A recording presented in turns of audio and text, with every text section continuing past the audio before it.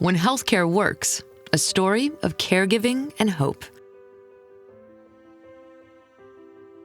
One morning I woke up and I realized I cannot move my toes.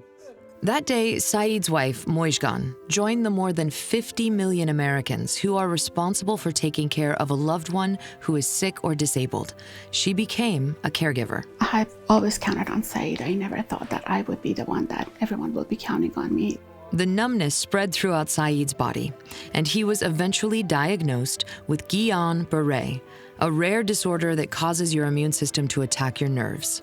And then came the worst thing that could happen to me, my silence.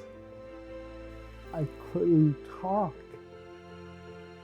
When Saeed became completely paralyzed and was put on a ventilator, Mojgan realized she needed the extra support Regence had offered. We work together very hard. She's a phenomenal advocate for her husband and a tremendous person. Healthcare can be confusing, but Chris explained things to Mojgan in a way that made sense. I was not speaking the health industry language.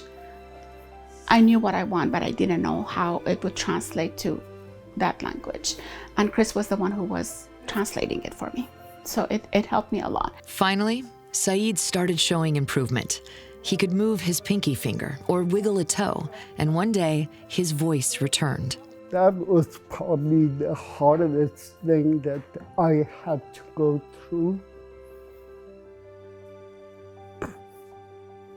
The only thing that I always bragged about in my life is how talkative I am. Continuing his recovery at home brought a new set of challenges. Has been really challenging, especially holding a full-time job. I am currently the only income bringer of the household. I leave home about 7 o'clock in the morning and come home about 7 o'clock at night. And then I usually have to stay up with him or help him in the middle of the night as well. And the next day the same. 1 in 6 Americans working a full or part-time job is also caring for a loved one. I'm a branch manager of a bank, so customers come and see me and I cannot just tell the customers I'm on my personal call. I just cannot do that. So as they worked together on Saeed's care needs, Chris made accommodations for Mojgan's schedule. We had to communicate a lot through the emails as well, or set up time to speak with each other before, after hours. She made that available for me, which was very, very nice. At home, Saeed needs help with activities of daily living, like eating, getting dressed, and bathing. His shower was downstairs.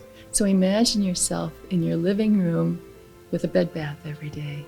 When plans for a complicated series of ramps didn't come through, Chris thought of another idea. And working with them and explaining the situation, we were able to get an order for a stair lift. So, again, I'm going to tear up because of all the work that went into it, all the people that were involved with this. It was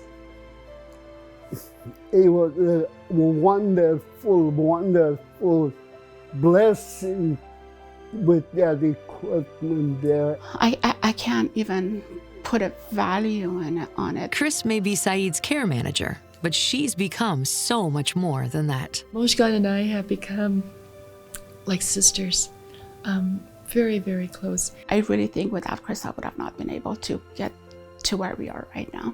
I mean, I love you. Thank you so much for all you did for me.